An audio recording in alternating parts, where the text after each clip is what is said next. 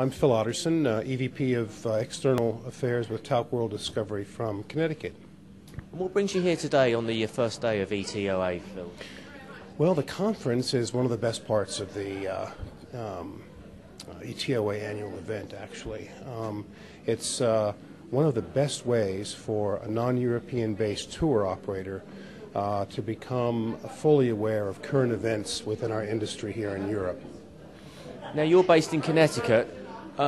Europe's a key market for you.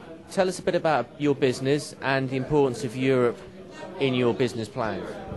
My company, Tauck World Discovery, was created in 1925, and we actually remained a domestic tour operator all the way through until 1991. Europe was our first market that we entered after that year, also South Pacific, and these two markets, and especially Europe, have remained very important for us over these past 20 years or so.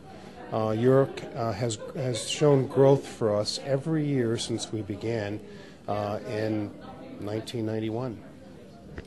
And also economically, US dollar's been under the cosh a while, but it's rebounding, getting a lot stronger, particularly against the pound. How do you think that's going to help with outbound tourism from the States into Europe? We rode a wonderful wave from 1991 until quite recently with regard to exchange rates.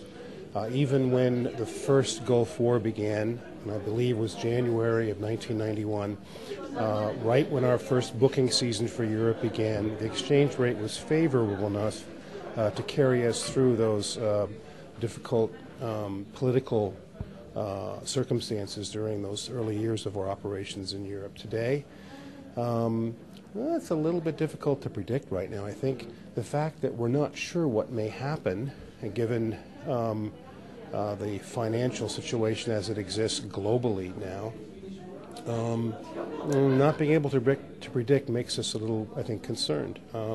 Everyone in our business, and perhaps in most businesses, are somewhat concerned about what 2009 holds for our businesses.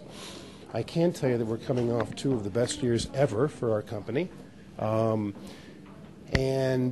we have a little bit of hope for next year with regard to new initiatives and new things that we'll certainly be announcing in a month or so about new product offerings and so on. But I think it's a little bit of a difficult time right now. I think the fact that we just don't know what may happen a day after the U.S. election, which is certainly, a positive move, I think, in many ways. We're just uncertain, so that's concerning.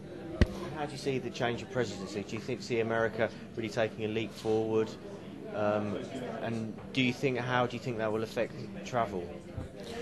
Well, it's interesting. I have just come from Egypt. I was here in London during the election day and afterwards, of course, and nobody's talking about anything else, and nobody's saying anything negative about it. I think I've met Americans who are saying they're proud to be American again. I've met financial types in the city today who were elated about the opportunity to explore what might happen now that the election is finished. As you know, in the States, every 4 years we kind of have a bit of a doldrum waiting for the uncertainty of the election to be resolved. So without being partisan, I think there's a lot of hope for any number of new initiatives, both within the United States and globally, that rightly give cause for people to feel hope and feel positive, at least for now. Okay, Phil, positive words. Good luck with everything. Thanks for joining us today on Breaking Revenue. My pleasure. Thank you.